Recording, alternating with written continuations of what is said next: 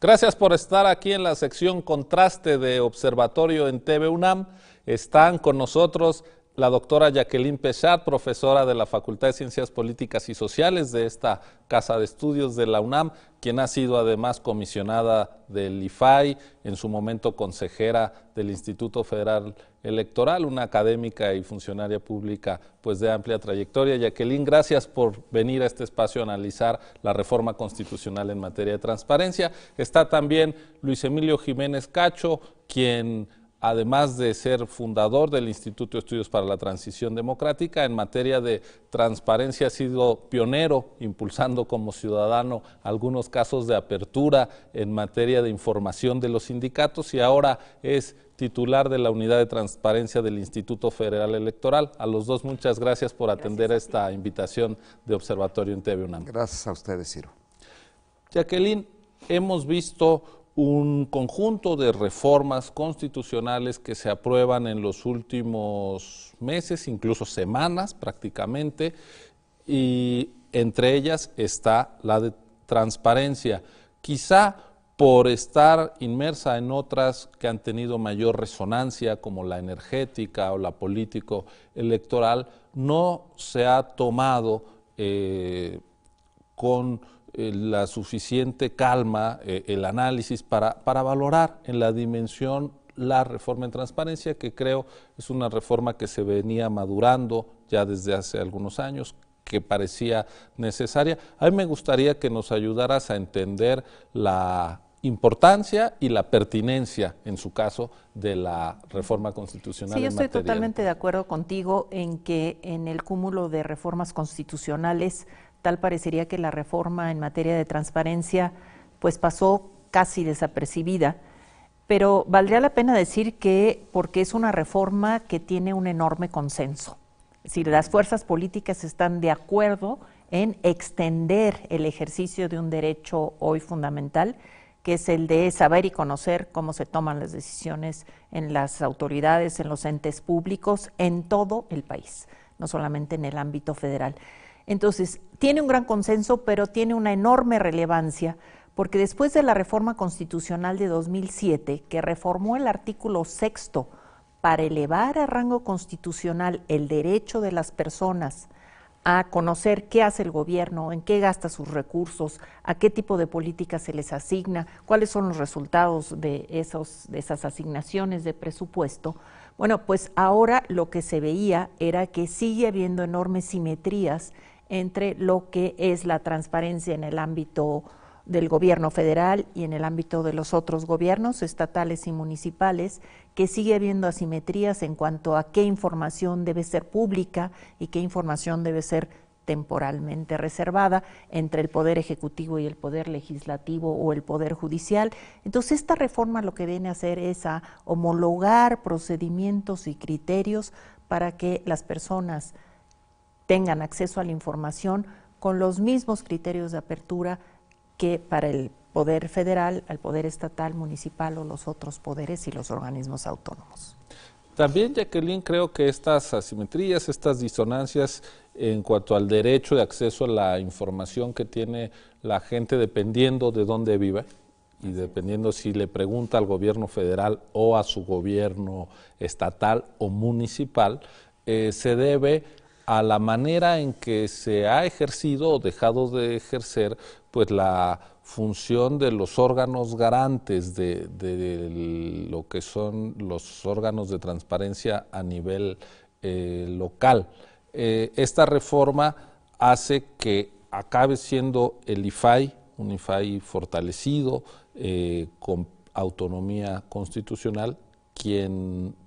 pueda tener la última palabra, independientemente de que el ciudadano viva en Chiapas o viva en Chihuahua. Efectivamente, lo que prevé la Constitución hoy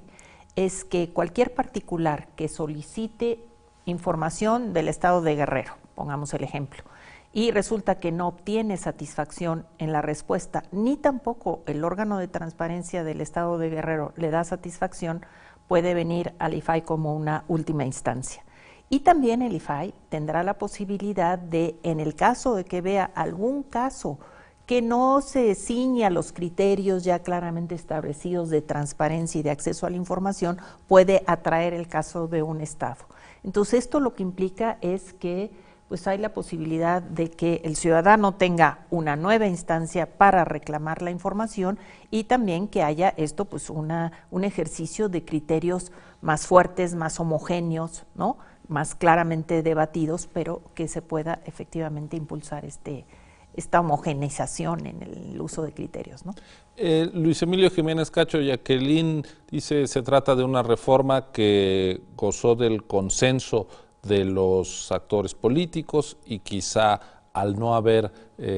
disputa, jaloneo, llamó menos la atención de los medios y por lo tanto es una reforma que hemos atendido menos.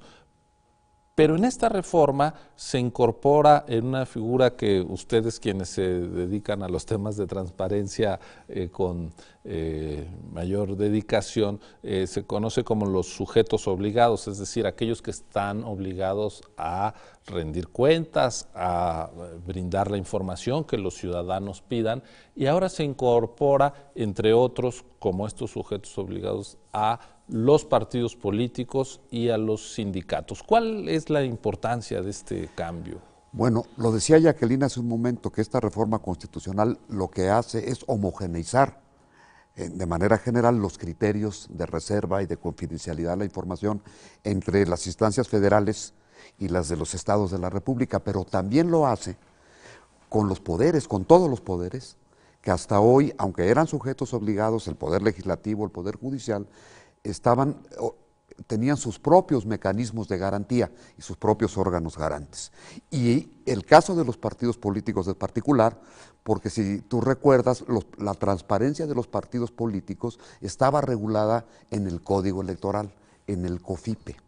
y ahora va a estar regulada en la legislación de transparencia directamente. Y después, en el caso de los sindicatos, ha habido un largo debate durante mucho tiempo sobre si los sindicatos debían ser o no sujetos obligados, ya que no son estrictamente entidades públicas. Y ese debate condujo a que por lo pronto los sindicatos, aquellos sindicatos que reciben recursos públicos, van a ser obligados por el mismo marco constitucional que ahora se acaba de aprobar. Porque por cierto, no quiere decir que no hubo ningún debate. Sí hubo, si nosotros recordamos el procesamiento, la iniciativa se presentó en el Senado y cuando fue a la Cámara de Diputados fue objeto de modificaciones de las cuales después se volvió a corregir, porque sí había, digamos,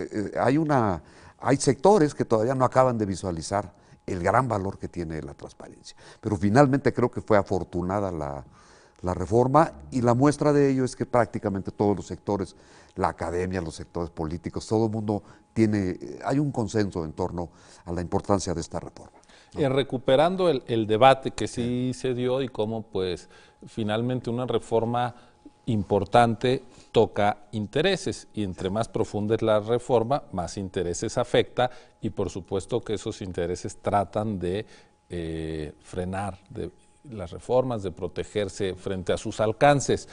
A ti te tocó, Jacqueline, como comisionada del IFAI, incluso presidiendo al instituto, un intento a lo largo del sexenio pasado, por lo menos, de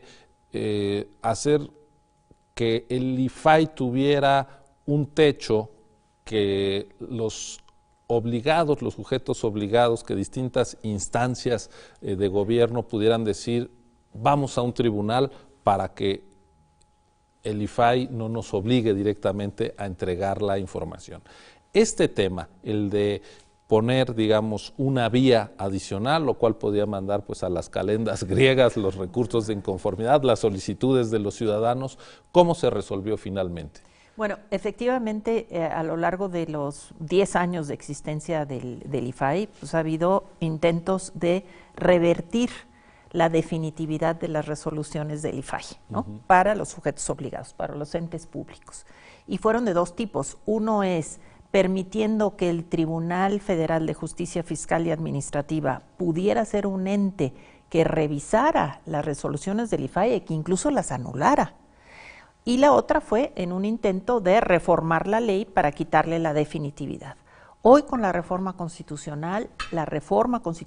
dice claramente que son definitivos e inatacables y vinculantes, ¿no? Entonces, para los sujetos obligados, para los entes públicos, las resoluciones del IFAI son la última instancia y esto implica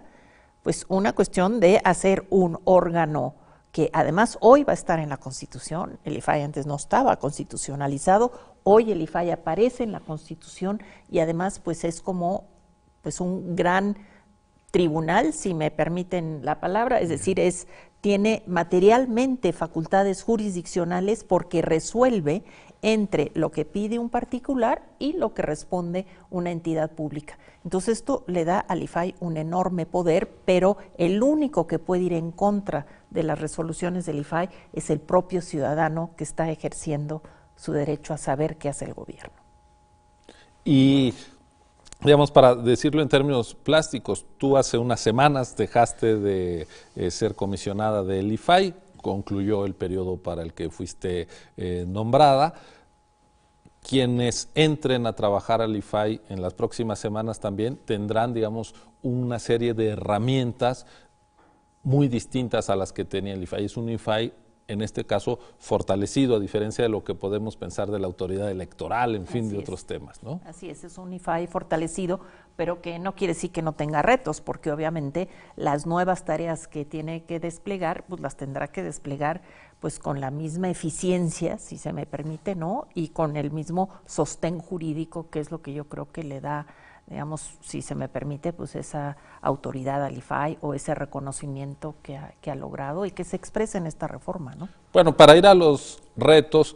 en las distintas materias, les pido que hagamos una pausa para regresar con el suficiente tiempo para su reflexión. Estamos aquí en Observatorio, ya lo ve, hablando de la reforma constitucional en materia de transparencia, recientemente aprobada ya por el Congreso de la Unión y por las legislaturas locales. Estamos conversando con Jacqueline Pechard y Luis Emilio Jiménez Cacho. Ya regresamos.